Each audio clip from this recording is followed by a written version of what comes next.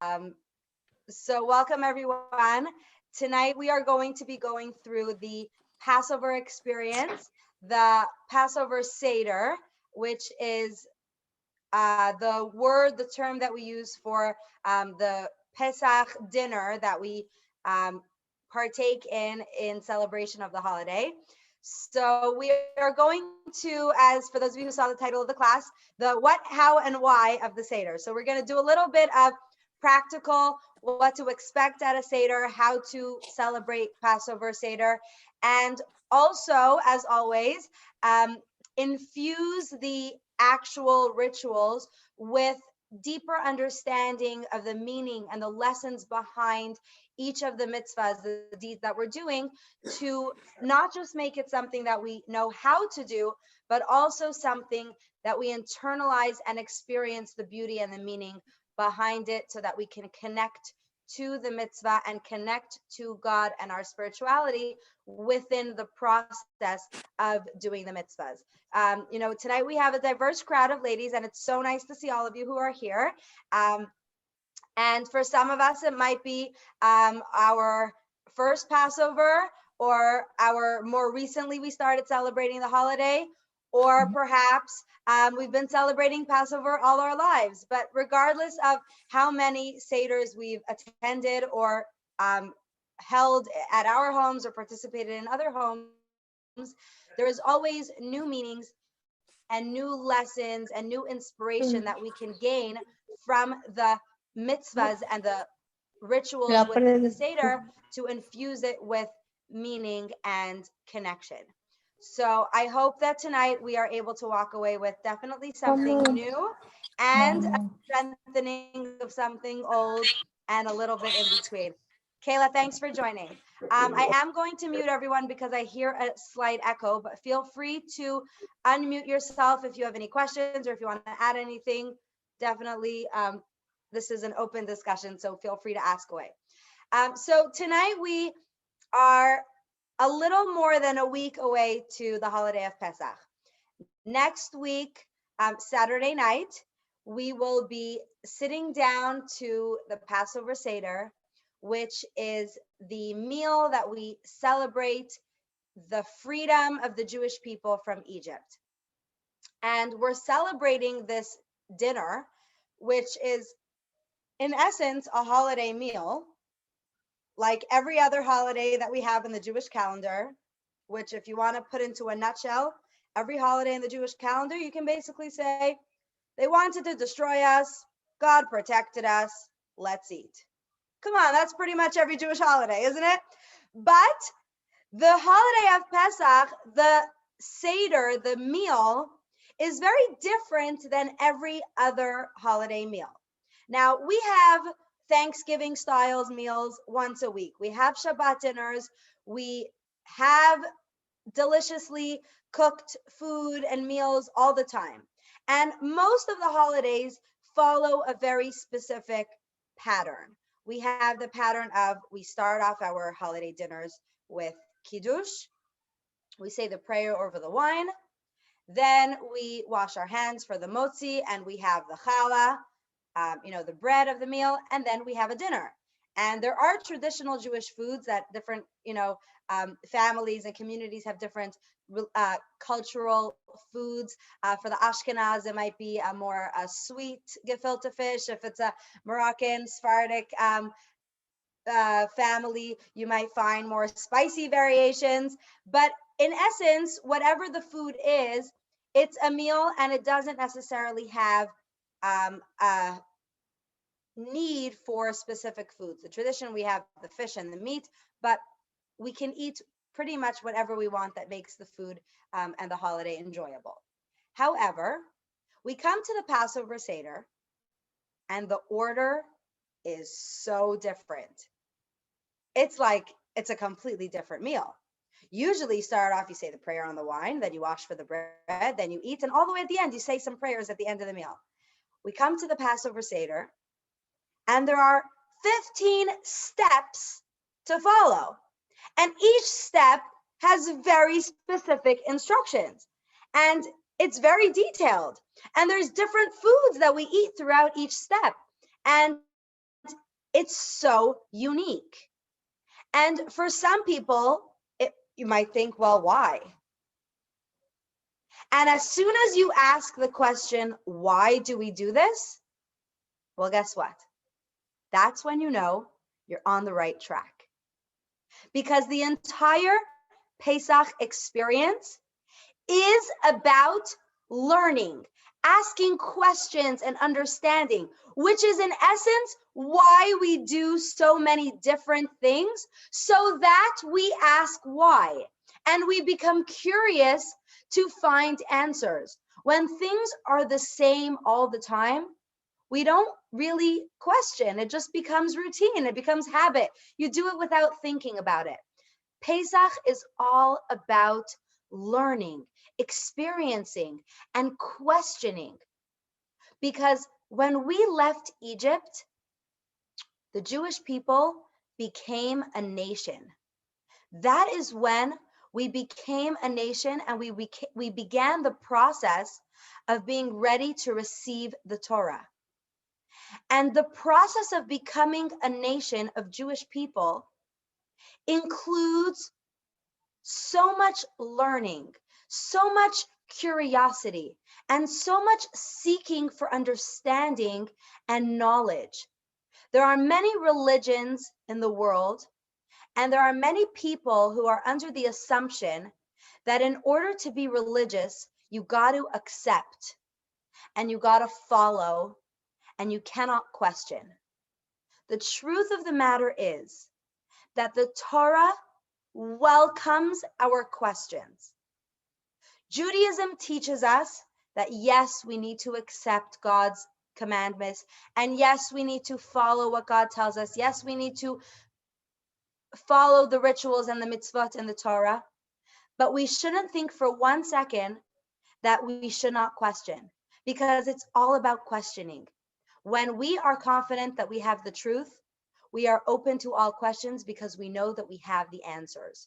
And that is what Passover teaches us.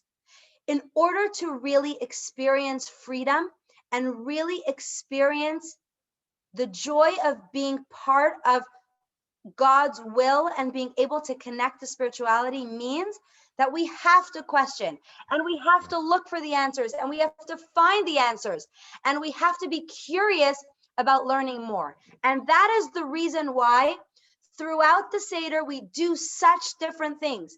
We do such unique things, and we follow a very unique and specific order, which is literally what the word Seder means. The word Seder in Hebrew, which is the name of the meal, is called Seder, order, because we follow a specific order, we follow a specific process.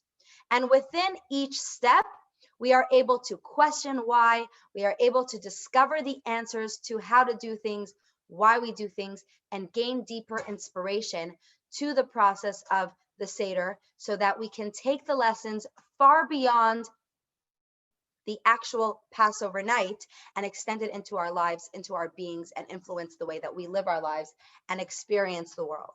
So we're going to start off with the first step of the Seder, which is, before the meal actually begins, setting up our Seder table.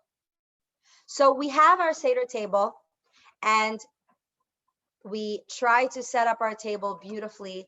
It is a holiday where we're celebrating freedom. We are sitting comfortably. We have a beautiful table set up, and we try to bring a little bit extra to the Seder table. If you have Passover dishes, you can use those. If you don't have Passover dishes, you can use a fancier disposable dish, whatever it is that you have to add some beauty to our Seder table. And the Seder structure comes with an in-house centerpiece, which is the Seder plate. The Seder plate has 6 elements on the plate. It is a round plate. It doesn't have to be a specific plate that you buy. You can actually use any round plate and just set everything up on the table, on the plate. Underneath the plate, we have the 3 matzahs. Now, the custom that we have is to use shmura matzah for the Seder, handmade round matzah for the Seder. If anybody needs shmura matzah for their Seder, please reach out after the class. private message me. I will definitely have shmura matzah available for you. And we have 3 matzahs under the Seder plate. And on the Seder plates, we have 6 food items. And each food item will be used throughout the Seder dinner.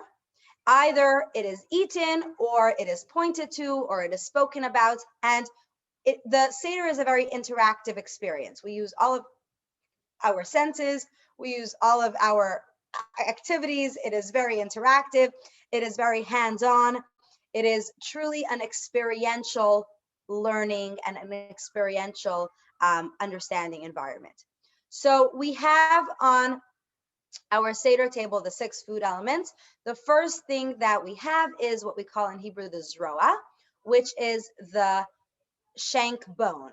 It is a bone either from a lamb or a chicken. We do not actually have the meat on the bone. It is roasted, pretty much burnt, just the bone. And what it symbolizes is the offering that was given, the Passover offering in the times of the temple. Now, we do not actually offer sacrifices nowadays. We do not have a temple in Jerusalem nowadays, but the bone that we have on the Seder plate, which does not get eaten, for those of you who are wondering, do we actually eat the bone? We do not, but we do reference it throughout the Seder in the prayers.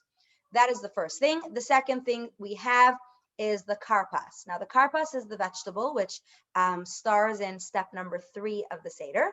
And we use a vegetable, either the custom is some people use an onion or a parsley or a celery. It is either a sharp flavored vegetable or a mild flavored vegetable, definitely not a sweet vegetable. And this vegetable gets dipped into salt water to remind us of the tears that the Jews shed in Egypt while they were slaves, while suffering.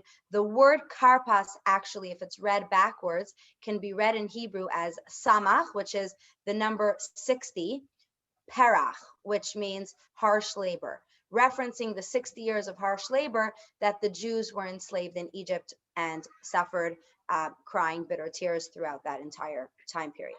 That is the karpas. Then we have the egg, which is a hard-boiled egg. We don't want any eggs cracking at the Seder table. And the egg is a reminder of the holiday offering, which we use, and in the times of the temple, it was eaten in the temple. But because we do not have it, Bella, I see your question. I'll stop for you in 1 second. And it also symbolizes, a hard-boiled egg symbolizes the resilience of the Jewish people, because the more an egg is boiled in hot water, the harder and tougher it becomes, symbolizing the resilience of the Jewish people throughout difficulties, throughout suffering, throughout slavery. We've become stronger, we have become more powerful, and our connection, our faith in God is stronger. Bella, yes, unmute yourself, please. It's also a minhag, because Sfaradim, at least in my family, indeed they want to have a meat on it, and everyone is tasting a piece in the end. Of the bone, you're saying? Yes. So some people do have that custom, but it's not eaten, and thank you for clarifying that. It's not eaten within the steps of the Seder. Some people do have the custom to take part in it after, but it's not one of the steps of the Seder. So it's not necessary, but it is a custom. Yes, some people do that. Sephardic also symbolizing it as yada chazaka, like being strong and being, you know. That is very interesting. I've never heard that, and I've been at Sephardic family every time, as well. all I've the never time. heard that. Thank you for sharing that. Yeah, because in my family, that when we do, they always take it. Like men usually take it and hold it up, like they're the man in the family. We continue being strong, you know. Yeah, so we hold it up when we talk about the Passover offering, but that is so interesting. Thank you so much for sharing that. Wonderful. I've learned something new that I will enjoy at my Seder as well. Thank you. So then after the egg, we have the charoset. Now the charoset is a mixture. It's a delicious sweet mixture that is made from apples and pears and nuts, wine. Some people add dates as well. And it kind of is formed into like a paste, which resembles in its brown color to symbolize the cement that was used in Egypt to form the bricks that the Jews were forced to build the cities that they were building for Pharaoh in Egypt while they were slaves. And we use this when we dip the maror, which we'll talk about next, into the charoset. That is also on the Seder plate. And then we have two portions of maror. We have the maror and the chazeret, which is the bitter herbs that we eat at the Seder. And the bitter herbs that we typically use is horseradish and romaine lettuce, or any bitter lettuce. And we use this horseradish and lettuce combination, or either one of the two, depending on your custom or your preference, for the part of the Seder when we actually eat the bitter herbs. And then we also use it again when we make a sandwich with the matzah and the bitter herbs, combining the idea of matzah, which represents freedom, and the bitter herbs, which represents slavery. So these are the 6 elements of our Passover Seder plate. And each of these food items are not just a food. It's not just something that we have on our table because we're going to eat it. Each of these elements represents so much meaning and so much feeling with regards to how we are celebrating the holiday of Passover. Because many people feel like as soon as you get over something negative, let's just forget about it. Let's move on past it. And if you think about it, we're celebrating the holiday of freedom, the holiday of redemption, and yet we're referencing the slavery and the bitterness and the difficulty that the Jews experienced in Egypt so often. And it's kind of like, you might think, well, just move on. I mean, it's thousands of years later. Haven't we moved on? But the truth of the matter is that we're not looking to move on, because we're looking to re-experience this same freedom. And in order for us to truly experience freedom, we need to understand what we are being freed from.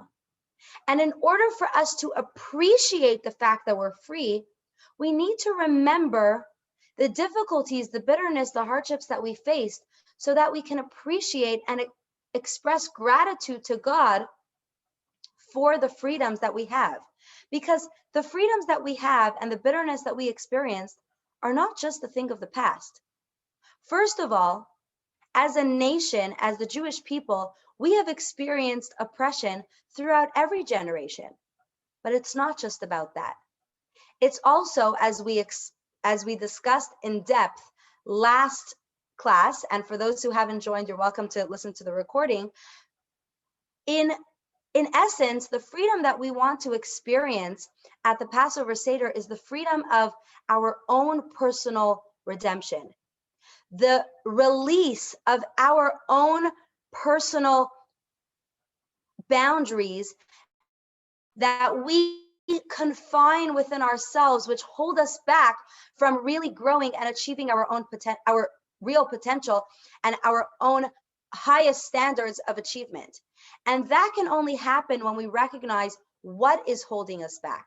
So all of these elements that we have at our Seder table are not just here to remind us of elements of the past, but they're also here to help us be mindful of the things that are keeping us enslaved within ourselves and the bitterness that we might be experiencing in our lives, so that we can move past it. We can break through it and really achieve freedom and really express our gratitude to God for the freedoms that we have within our lives and for the ability that we have to set ourselves free from our own personal slavery, whatever it is that's holding us back from achieving our best. So now we start with the Seder. And once our Seder table is set, we have our Seder plate set up, and we actually set up, for those who have the Seder with children or with guests or whoever you're having the Seder with, or for those who are a guest at somebody else's Seder, we actually set up the Seder plate at the start of the meal. For those who are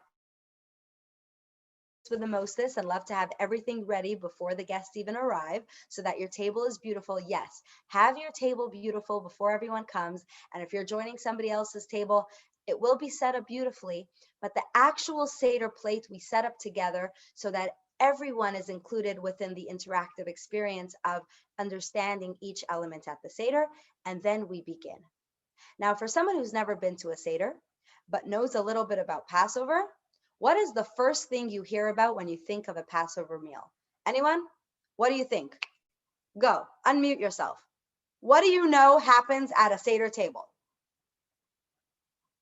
And I know some of you have been at a Seder table before, so please unmute yourself. What do you know? That it's a little long. It's a little long, yes, it is. And definitely eat something before you attend so that you can actually enjoy all of it. Because there is a delicious meal, but it's not right away. What else do you know about a Seder table, about a Seder meal, Passover dinner? What else do you know? What do we have? Lily, I see you unmuted yourself. What do you want to say? Oh, no, I'm just thinking, don't bring cake, regular cake to somebody's house. I'm thinking we had a brother-in-law do that. Yes, please bring only kosher for Passover things, or no need to bring anything. Ask your host before you bring anything. What else? Anybody? Wine. Wine, thank you. Listen, Passover dinner is much like any dinner during the pandemic. There's a lot of wine. Now, we have 4 cups of wine at the Seder table. We drink these 4 cups of wine throughout the dinner, and we start with a first with Kiddush. Now, at any holiday dinner, we have the Kiddush, which is the prayer over the wine that we start the meal. The Passover Seder is different because we won't just have one person, the head of the table, blessing the wine. Every individual participant at the Seder meal will have their own cup of wine. We all say the prayer together, and then everyone drinks their own cup of wine. Now, everyone is welcome to have whatever wine they enjoy, kosher for Passover. I suggest start off at least with a lighter wine because you got a long night. And grape juice is accepted as well, 100% equally for those who cannot have or choose not to have wine. And we drink the first cup of wine in a reclining position. We recline at the Seder to show that we are free. We are enjoying the Passover Seder like royalty. If you've seen pictures of royal dinners, there are plush chairs with armrests so that everyone can recline. I can demonstrate for you because I'm sitting on my couch now. We have this aspect of freedom, this aspect of liberty, and this aspect of just enjoying peace of mind in a reclined position because we are happy. We are free. We are able to express our freedom. We are able to express our appreciation, our connection to God, and we are able to enjoy the Passover experience as people who are not slaves. So then we drink the wine, and what seems like it would be a regular Shabbat dinner, if you've ever been at Shabbat dinner, then everyone stands up to wash their hands. Now, normally that would be washing their hands for the blessing over the bread. However, we do not make a blessing. The step number 2, which is orchatz, we wash our hands. Now you do 3 times on the right and then 3 times on the left with the wash cup. And if you're at a Seder and you're not aware of how to wash, definitely ask. Someone will be happy to help you. And don't worry about fumbling through a blessing because you don't say a blessing. And the reason why we do it is so that we will arouse curiosity, which will bring us to further conversation about the story of Passover, like we said, especially for the children to ask questions. Now, it's interesting that the Seder is very focused on the children. And the mitzvah of the Seder is actually to teach the children about the holiday of Passover and about the Exodus in Egypt, because we want to teach the future generation of Jews, the future generation of Jewish leaders, about their heritage, about our own history. Now, when we say children, we don't just mean children in age. We also mean those, which really means all of us, who are children at heart, who have a lot to learn and who are constantly growing and looking to learn new things. So for anyone who has childlike curiosity, the Seder is for you. So definitely ask your questions and look for the answers. So after we wash our hands, we come back, we sit down with step 3. We have the karpas, we dip it into the salt water. We make the blessing of hadama, which is the blessing for the vegetable, and we eat it. Now, it's a small piece. If you thought this was the appetizer to a delicious dinner, it's not. It's just a small piece of vegetable dipped in salt water to remind you of the tears that the Jews shed in Egypt. And then we move on to yachatz. We have our 3 matzahs that we said before. We pull out the middle matzah and we are not going to eat it. Newsflash, we're not eating yet. We break it in half.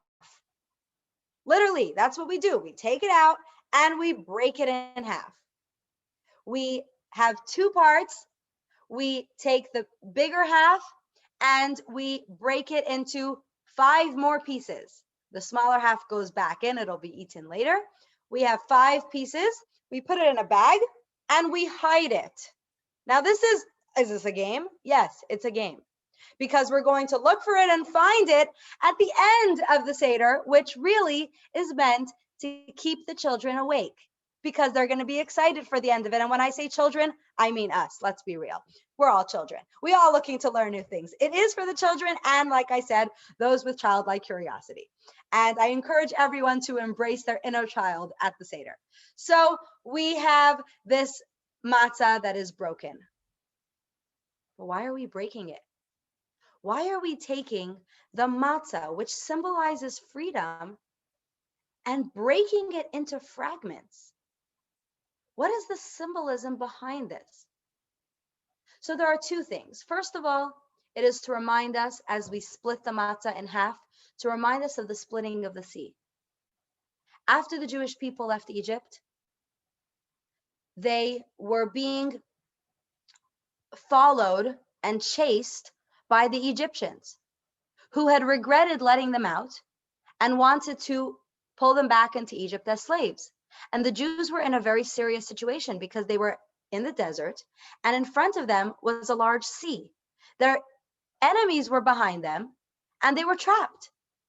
And we know that God performed this incredible, miraculous display by splitting the sea for the Jews to walk through on dry land, which is actually what we celebrate at the end of Passover, on the 7th day of Passover. So we split the matzah to remind us of this miracle of God splitting the sea. That is one meaning for splitting the matzah. The second meaning for splitting the matzah is a very important reminder for all of us. The Jewish nation is divided. And that can be a good thing or a negative thing. And let me explain what I mean by that. There are many sectors within the Jewish community. There are many different communities, and the way God made the Jewish people is that there should be many different types of Jews. The goal is not for all of us to fit in the same cookie cutter mold. The goal for all of us is to use our unique cultural styles, our unique personalities, our unique heritage, wherever country we come from, whatever tribe we are in. And remember, when God established the Jewish people, he established us as 12 separate tribes. We are not supposed to all be the same, but We are all supposed to be united. And so when we break the matzah and we break it into 5 different pieces, we hide it. Why do we hide it? Because the point is to look for those pieces. We recognize the fact that we are different and that we are divided. But the point is that we should look for each other, that we should try to unite within each other, that we should try to find the other pieces. Not that we have to be the same, but that we have to embrace our differences to really bring out the beauty and uniqueness within each of us, while still remembering that despite our differences, we all have the same goal, which is to connect with God, to connect with our spirituality, and to connect with our inner soul. Because each piece of the matzah, while broken, is comprised of the same ingredients. It's all matzah. And every Jew and each one of us in this world, God created all of us so different and each with a unique mission and task in the world. But we each have a soul within us, and our souls all come with the same ingredients, the same spark of holiness, the same Spirit of God within each one of us is identical at our essence, at our core. So though we are divided, we need to look for each other. Not that we need to convince each other to be the same as us, but we need to look for each other to find the common threads within us that unite us.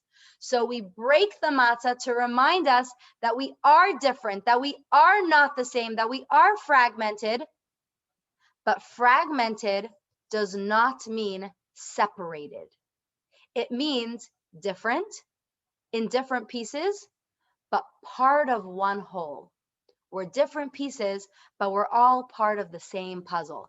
And together with our unique shape, we create the beautiful image, the beautiful puzzle that is comprising the Jewish people. And that is what we are expressing. And that is what we need to remember as we break the matzah.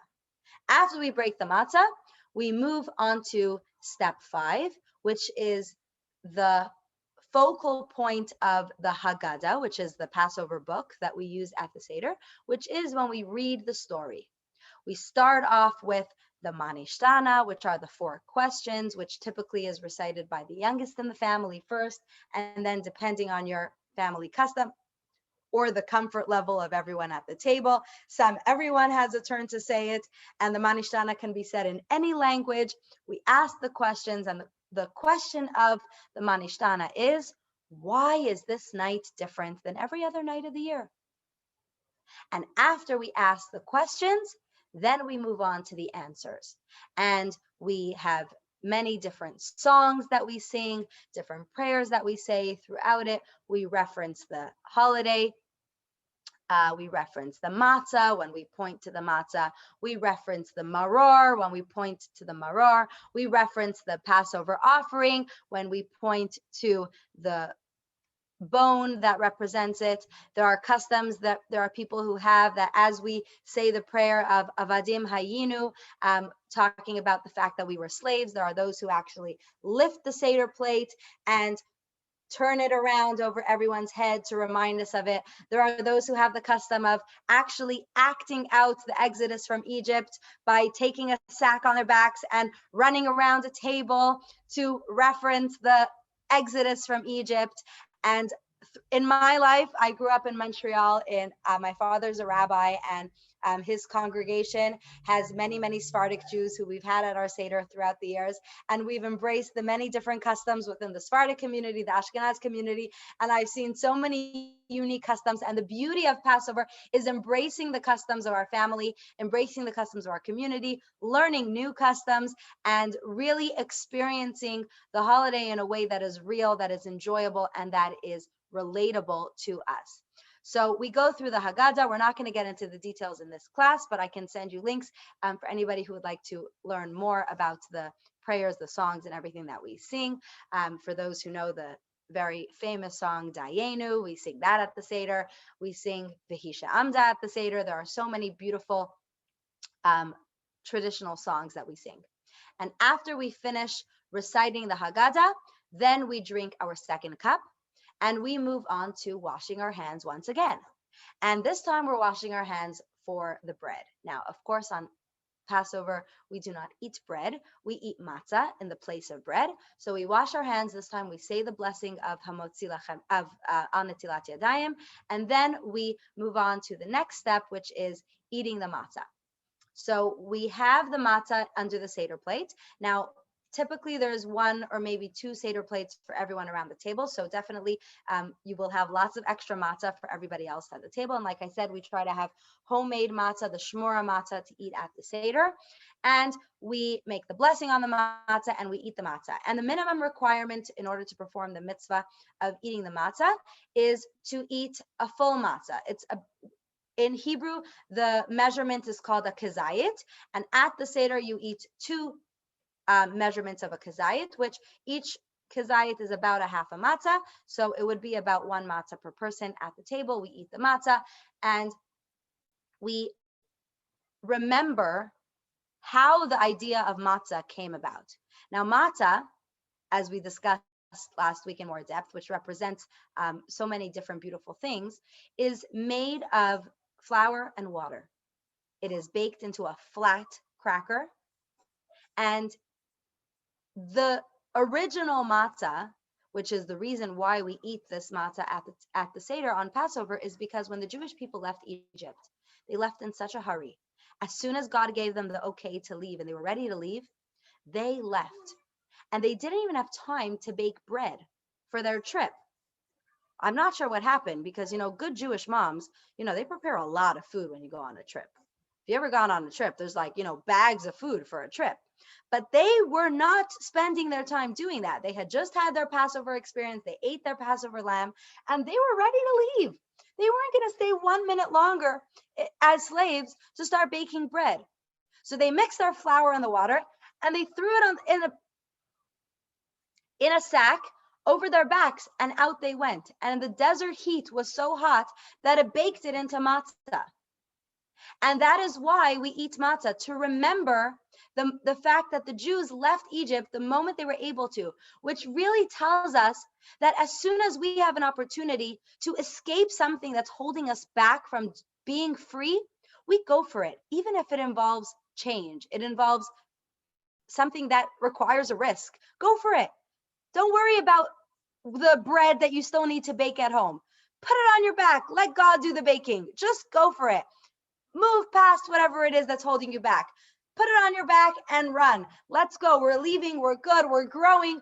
We're becoming something better than what we are now. Embrace the change. You think the Jews were waiting to leave Egypt the moment they could? Of course. Do you think it wasn't scary for them to leave Egypt after being there for 200 years, over 200 years? The Jews who left Egypt were born in Egypt. They grew up in Egypt. They didn't know a different life. And they didn't know where they were going. They were following their leader blindly with perfect faith that God was going to take them to a better place. And when we have an opportunity that sometimes we need to just jump right into it because we don't know where we're going, but we know that it will be something good for us and it'll bring us to a place of growth and higher potential for achievement, go for it. Don't start worrying about baking my bread and making calculations. God will bake your bread for you. God will take care of you. Go for it. Do it. And you know what? That push will become a tradition that for generations to come, we're still eating matzah. Now, I don't know why they couldn't have gone out with add a little chocolate to their mix and then we might have been eating chocolate cake at the Seder, but that's a different story. But we go for it. We run, we go, we leave, we move, and we take chances with perfect faith that if this is something that is good for our soul, then God will be there with us, for us, along with us for the ride, helping us and carrying us when we need to be carried as well. So we eat the matzah, and then we move on to eating the maror. After the matzah, we eat the bitterness. We eat the bitter herbs. We dip it into charoset because we want to remind us that the bitterness was tempered with sweetness because we always had faith within the bitterness. And within the slavery, we always had the faith which kept us a little bit sweet enough in order to be able to get through it. And we eat the bitter herbs. After that, after we eat the bitter herbs, we make a sandwich. Now, if anybody thought that someone, the Earl of Sandwich, invented the sandwich, no. The sandwich was created by Hillel the sage, Hillel HaTzadik, who made a sandwich. And the Torah tells us that when the mitzvah of eating the Passover lamb should be eaten with matzah and maror. And he took this literally to mean that it should be eaten all together. And so he made a sandwich. And his sandwich was quite delicious because he also had the meat of the Passover offering, the lamb, and he had the matzah, the bitter herbs, and the lamb as a sandwich. Now, to commemorate this tradition, though we do not eat the meat of a lamb as the Passover offering, though we eat it at the during the dinner, we do not eat the actual offering because we don't have the temple. We do eat matzah and maror together with the bitter herbs in a sandwich to remember this tradition, to remember the fact that we are waiting for the chance with the coming of the redemption, the coming of Mashiach, to eat the actual Paschal lamb, the Passover offering, as this commemorative sandwich to remember the Jews in Egypt. And after we eat the maror and the korech, the sandwich, then begins our holiday dinner, which is why, as I prefaced it by saying, if you're attending a Passover Seder or you're hosting a Passover Seder, eat a little bit before so you can actually enjoy the process. And then we begin the delicious holiday dinner. And as we get to this part, I want to share a very cute story for those who have been in our Torah classes for the last couple of years. I believe I shared it last year, maybe even the year before as well. But it's one of my favorite stories, so bear with me and you can always hear it again. And for those who haven't heard it, it has a wonderful, really wonderful lesson. There was a poor man who was invited to a holiday Passover dinner. And his friend had told him, you know, I have this friend. He has a really cool holiday coming up. Why don't you come join for a dinner? It's free food. You know, the custom on Passover is that anyone who needs a place to eat, we invite them because we're experiencing freedom. We don't want to leave anybody left behind. And they invited me. They told me they could bring a friend, that I could bring a friend. You want to come? Now, this man, he was a beggar. He didn't really care for the holiday, but he was happy for a nice meal. And he remembered that he had once attended a Shabbat dinner. And the Shabbat dinner, he remembered that there was wine, there was delicious challah, and then there was a really delicious meal. Now, there were some prayers at the end. They were a little boring for him, but he didn't care. The food was so delicious. So he comes, he gets to the meal, and things are proceeding as usual. There's wine, drinks the wine, delicious. They even give him a full cup for himself. And then they go wash their hands and he's expecting challah. And instead he gets a little piece of an onion dipped in salt water. And he's like, okay, strange appetizer, but whatever, the food must be coming. And then he sees the Seder unfolding like we just described. They pull out the matzah. He thinks he's going to get some and they break it, hide it, put it away. He's like, what are they teasing me over here? Okay, the food must be coming.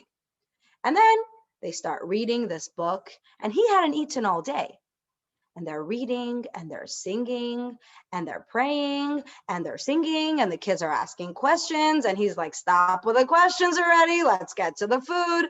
And he's like, what is going on? And he's nudging his friend, like, what did you get me into? I thought we said we were going to a Jewish dinner where there's delicious food and really, come on, what's happening? And he's like, wait, I'm sure they must be coming. I'm sure it must be coming. And he's waiting and he's waiting. And there must have been at this family some grandfather who loved to share lots of stories because it was taking a really long time. And what's he going to do? Finally, they stand up to wash their hands again. And he's thinking, okay, this time I'm going to get some challah. Now, challah is delicious and fluffy. And instead, he gets matzah. Just plain matzah. And it's crunchy. And he's like, okay, fine. Let's see what's happening. He finishes the matzah and then he's expecting, the rest of the food to come out. And salad course. They're offering him dry romaine lettuce with bitter horseradish dipped into like this little bit of a sweet dressing, the charoset. And he's like, they need to up their salad game. Come on. It's bitter. Everyone's crying. He's confused. What's going on? Then he thinks now the meal's going to come. They give him a sandwich with more matzah and the same lettuce. And he's like, get me out of here. He stands up. He storms out. He's really upset. Anyways, a few hours later, his friend comes back to wherever they were. And he's like, man, you should not have left. You left right before they brought out the food. And he's like, what food? They gave me this little bit of onion and salt water. Then I'm getting this dry matzah, these crackers, this bitter herbs. What food? What are you talking about? This was such a disaster. And he's like, no, you know what came after that? Right after that, then came fish and salads and brisket and vegetables. Like then came the whole meal. Then we had more wine. He's like, what? Are you kidding me? I left at the last second. I should never have given up. He's like, that's what happens. Just when you think you're about to give up, that's when the good things start coming. Now, this man, he lost out. But the truth is, this idea of the Passover Seder can really apply to many areas in our lives, because sometimes we're waiting for something good to happen and we're just being teased.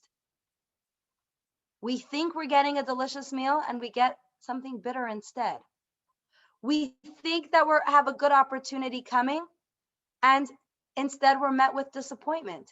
And in different situations for different people, regardless of where in life we're in or what opportunities we're looking for, we can all relate to this idea of experiencing disappointment. And sometimes we feel like, let me just get out of here. I don't want to keep staying. I don't want to keep pushing. I don't want to keep trying. But the truth is that as long as we try and as long as we're still in the game, and that doesn't mean that we always have to chase after things that we know are going to be disappointing, but it means we always have to be in the game. We always have to be ready to put our best foot forward. Then when we don't give up, the opportunities will be there. We don't know how many steps and difficulties and disappointments we may have along the way, but we need to remember that God is with us and we will experience the opportunities and the positive experiences, the delicious meal that's just around the corner. We just have to wait that one more minute. And so we have this Passover dinner. We actually start off by eating the egg, the hard-boiled egg, which was on the Seder plate, again, reminding us of the resilience of the Jewish people and reminding us of the holiday sacrifice, which we are not eating now because we are in exile and we do not have the temple in Jerusalem. So we have our delicious dinner, and that is when we have plenty of time to enjoy and eat and celebrate. And I don't suggest you drink too much because there's still another 2 cups of wine after, but we celebrate and we enjoy and we sing and we experience the glory and the beauty of being together with our family, if we're with our family, together with friends, if we are with friends, and even if we're alone, together with God. Last year, when COVID hit, many people experienced a Seder that was different than anybody had ever experienced because everyone was isolated in their own homes. And we were not able to be even with our immediate family for some of us. And many people found themselves at the Seder alone for the first time ever. And that was an experience that, although very, very difficult, really solidified the fact that regardless of where we are, who we are with, God is with us. And we can experience the Seder with God. And that we can experience freedom even if we don't have anybody else because it's all about our own personal freedoms. So after we have the dinner, we have dessert. Well, guess what? After you have your own dessert, this is real classic Passover Seder. You know what we have for dessert?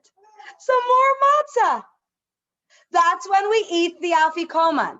Now, before we eat the afikoman, we search for the afikoman. Now, that's where the kids get involved. If your custom is that you hide it and the kids look for it, or if you have the custom that the kids hide it and then somebody else looks for it, and we bring on the afikoman presents for those who have that custom. Excuse me a moment.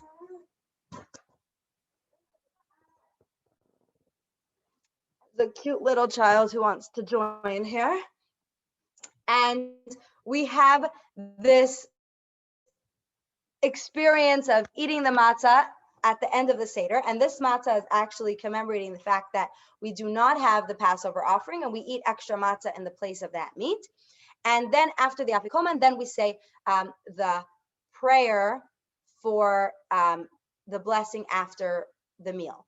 So after we say that prayer, we drink the third cup of wine, once again reclining, and then we have a series of prayers. Now, before we sing the prayers, which are praising God and thanking God for the many miracles, we fill up the cup for Elijah the prophet. Now, the cup, the goblet, whatever you have for the kos shel Eliyahu, the cup for Elijah, is on the table throughout the entire Passover Seder. We fill it up when we fill up the third cup before we say the prayers. And then after we say the prayer, we open the door to greet Elijah the prophet. Now, Jewish people don't believe in telling tales that aren't true. And some people think, I mean, like, what is this business? You're going to tell your kids that Elijah came and drank from the cup, even though he didn't come?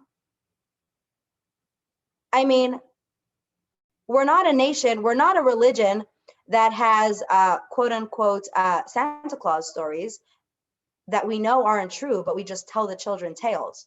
Judaism doesn't believe that. We don't tell our children things that aren't true just for the sake of keeping the spark of excitement alive. We don't do that. So what is the business of Elijah the prophet? So the idea of Eliyahu Hanavi, the Elijah the prophet, is that the spirit of Elijah the prophet visits every Seder. And we fill a glass, we fill the cup for him, and the fact that he drinks from it, quote unquote, does not mean drinking in a physical sense. What it means is this. We know, and the Torah teaches us, and our sages tell us, that when Mashiach comes, Elijah the prophet will announce the arrival of Mashiach. And when God brings the redemption and we are taken out of exile and the entire world will move to Jerusalem with the coming of Mashiach, that is when we will physically see Elijah the prophet. And this is not something that is just a story in our minds. This is a reality that we believe in. And the fact that we do physical actions like filling up the cup for Elijah the prophet to drink and opening the door for him is not something that we do to delude ourselves. But what it is a physical action that expresses our faith. You know, there was a city that did not have rain, and there was no rain for a very long time, and they were experiencing a drought. And they gathered in the synagogue, the Jews gathered in the synagogue to pray for rain. And the rabbi told them, everyone come to the synagogue and pray for rain. We're going to pray that God will make it rain. And everyone showed up to the synagogue and they're all praying. And the rabbi tells them, not one of you believe that God is actually going to send rain. And they're like, what do you mean? But Rabbi, we're all here praying. And he said, yes, but none of you brought an umbrella. That means that faith is not just something that we talk about in theory. It has to be something that we believe in practically. I personally know of a woman who was experiencing infertility, and she was going through fertility treatments, and she was constantly expressing her, her faith in God and her belief that God would bless her with a child, and she was constantly praying for a child, and thank God she was blessed with a child. And I remember when she was speaking about it, she said, I really believe that God would give me a child.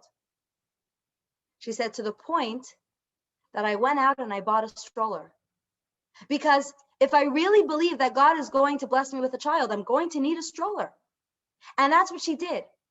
And this is the concept of expressing our faith in God through tangible actions. And the reason why we open the door for Elijah the prophet, and we believe that he's coming, not just in theory, but in actual physical activity, by filling up his glass so that when he comes, his wine will be ready for him, teaches us that when we want something good in our lives, when we really need God's blessing, we need to do something physical, an actual act to create a vessel for God's blessing to be filled in. Because God's blessings are like water pouring. But if you don't hold out a cup, you won't be able to drink. And the same is with opportunities in our lives that we need God's blessings.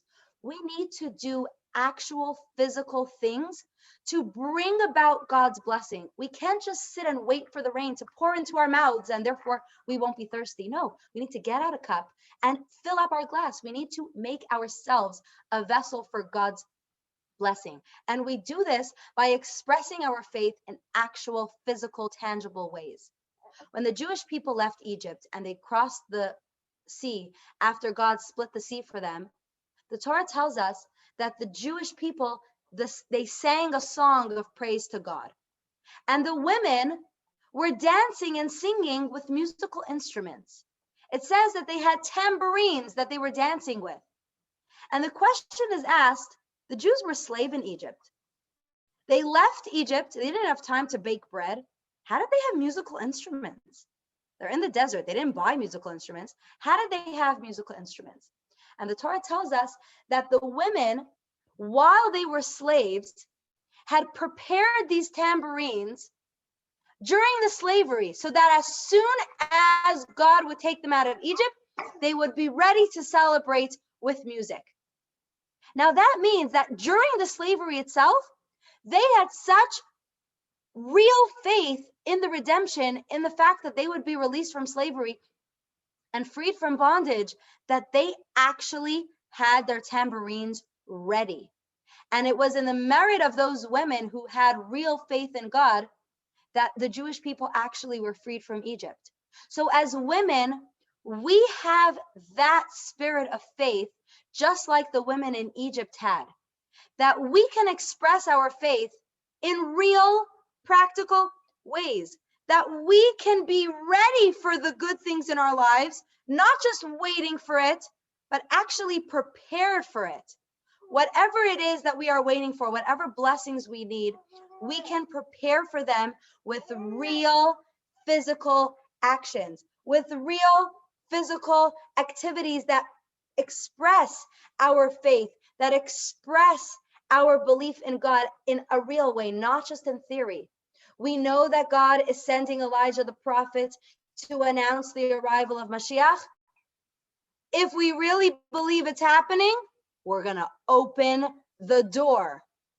If we don't believe it's happening, then we'll say, whatever. It's just something we talk about. Why should I actually stand up and go to the door? No, we stand up, we go to the door, we take a candle with us to the door because it's dark outside. So we want to light the way for Elijah outside with the door open so that we can see him. And we actually go to the door with a candle because we believe and we express our faith in real action.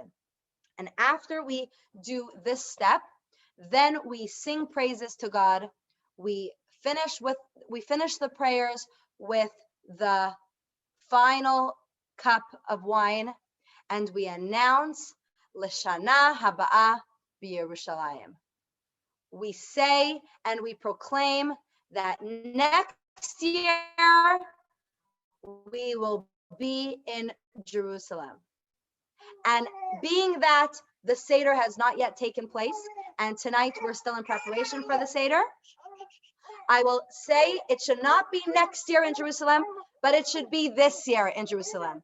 That the prayer that we said last year of next year in Jerusalem should be already fulfilled, because we will already be in Jerusalem celebrating Passover in Israel, all of us united together, and we will do this same Seder, but we will not do it as remembering just the freedom from Egypt, but we will do it as remembering the freedom from each one of us with our personal redemptions as well. So with that, we have concluded the Seder. This was a pretty fast version of the Seder, but I hope that this gives us a little bit of insight and understanding into what takes place at the Seder, but not just the what, but more importantly, the why, the feeling behind it, that we don't just know how to do it, but we experience it in a way that can give us everlasting meaning, that could give us true feeling as to why we're doing what we're doing, and so that we can experience the Seder in a way that speaks to us long after the Seder is over, long after Passover has ended. We still understand the meaning, we still understand the beauty, and we're able to take these lessons and bring the Seder experience into every aspect of our lives. So, ladies, next week, God willing, Wednesday will be very close to Passover. I am going to say tentatively that we will have a class. I will not guarantee that I will be available. It's very possible that I will give the class from my kitchen while I'm cooking. So if anybody wants to join me in my kitchen, we might do a more informal class. I might have just the computer on the counter, and you can join me with peeling potatoes and preparing the roasts and everything else that I have on my very long cooking list. So I will let you know what our schedule is. I would also like to possibly do a Zoom on Sunday, or maybe we'll do something possibly in person. I will keep you posted. Sunday is my Hebrew birthday, and I would love to do a small gathering, as we have a custom on our Hebrew birthday to gather and share inspiration on our birthday. So I will keep you posted if we're going to do something on Sunday, or maybe we'll just celebrate on Wednesday with the Torah class in the kitchen. And feel free to bring me into your kitchens as well. Maybe I'll share a recipe or two. I will let you know.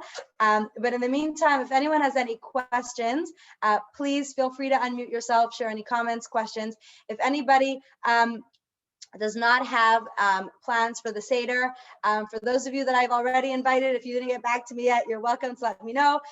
If you'd like to join, or wherever you will be, if you're looking for a Seder close to home, or if you want more inspiration on how to run a Seder, if you're going to be doing a Seder on your own, I will actually send something that we have on our website, which is called the Seder Leaders Cheat Sheet, which has everything you need to know about running a Seder or having a Seder, or what to expect at a Seder as well. So feel free to join. Feel free to ask any questions. And I look forward to seeing you all, God willing, hopefully next week, and or at the Seder, and definitely before in Jerusalem with the coming of Mashiach, as we have our Seder in the temple with the Passover sacrifice, with not just the feeling of waiting to be free and experiencing past freedoms, but actually celebrating the current freedom from slavery, the current freedom from exile with the redemption. I'm not sure what I'm saying that my baby's not appreciating, but I appreciate all of you being here, and please definitely unmute yourself. Thank you,